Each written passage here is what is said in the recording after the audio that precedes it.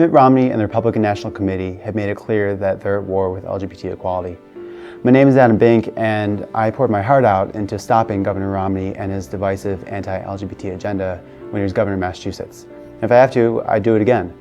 But after spending months and months organizing in Massachusetts, I'm here to tell you that it's not as bad as it's actually going to get. In truth, Mitt gets worse.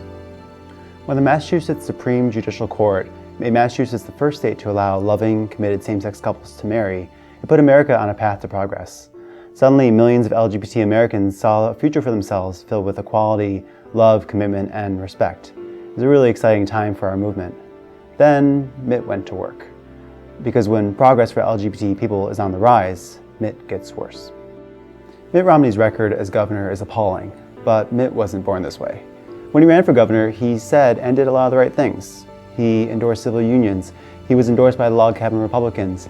He appointed openly gay people to office. He said he'd be better than Senator Ted Kennedy when it came to gay rights. Well, I worked for Senator Ted Kennedy, and to borrow a line, Mitt, you're no Ted Kennedy.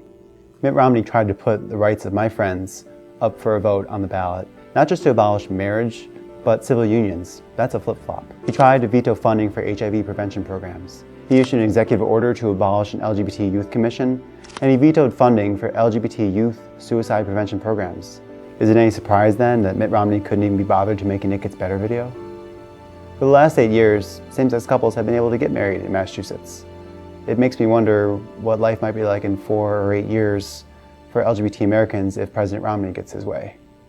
Because after fighting for our rights and the rights of our friends, knocking on doors, calling legislators to keep our respect and dignity and marriages, and after everything we've done to keep this fragile progress we've made, I'm not about to stop holding Mitt Romney accountable on LGBT rights.